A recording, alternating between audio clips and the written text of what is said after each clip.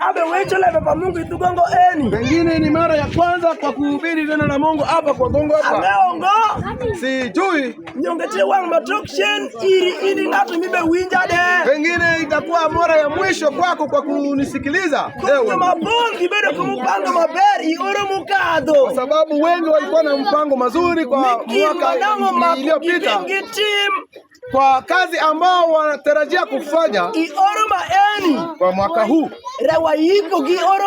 Lakini tuliwazika kwa mwaka jana. Hawakuingia kwa mwaka mpya huu. Bwana wetu Yesu Kristo asifiwe sana. Na mimi pia nilikuwa na tumaini ya kwamba ama isingekuwa mimi ama mmoja katikati yenu ameweza kwenda. Lakini niko naona uso sawasawa nilioona siku iliyopita na leo niko naona uso sawasawa. Bwana wetu asifiwe sana. Asha tuombe. Muumba aliye hai, nakushukuru wewe ulioumba mbingu na dunia na yoyote viliomo. Unaumba wanadamu kwa mifano yako wewe mwenyewe. Kwa hayo rudi neno lako ikijia watu wako inaweka wafahamu kwamba wako mfano wa Mungu. Inafaa waashe dunia waingie warudie neno lako. Kwa hivyo ndio tumekuja mahali hii.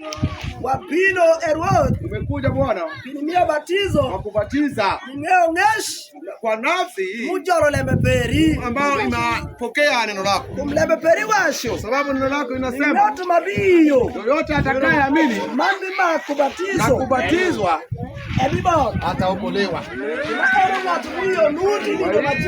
Kuna mwenye naamini siku ya leo amekuja kubatizwa. Neno lako ambao nitahubiri kwa wakati kidogo hii ni mbegu Bwana. Utahubiri, acha roho yako ipulizie juu yako. Na acha mahali hii mikononi mwako. Chukue mahali hii unenee watu wako. Kwa dakika kitambo kidogo hii. Katika jina lako Yesu Kristo tunakuomba. Amen. Bwana wetu Yesu Kristo asifiwe sana. Leo neno ambao nitawahubiria ni ya kwamba muje mkuje mpokee wokovu. Bwana wetu Yesu Kristo asifiwe sana. Kwetu kitabu cha Isaya sura 1 mstari wa 8. Bwana wetu Yesu Kristo asifiwe sana. Amen. Isaya asema tena kwa bora kwa watu kwa Isaya sura 1. Ubinka woro manu wek waporu lembe karashelo. Ubinka wono wek waporu kululembe karashelo. Nini watu wafanyimuru muje tupate kujadiliana pamoja. Wabitu slinyang ya jiki nega wesi enabe weje arungo. Utakuja kufahamu ya kwamba hiyo neno sio mimi kunena. Kuna mtu fulani ndio alinena hiyo neno. Ndio mako mukado. Kwa siku iliyopita. Akwano bukumba akwano Jurumi apar matindo na shell. Tulisoma katika kitabu cha Warumi sura 10 mstari wa. Nilisema ya kwamba hiyo ndio ni nia ya roho yangu. Nia ya roho yangu iko ya kwamba nyinyi wote mpate kuokolewa.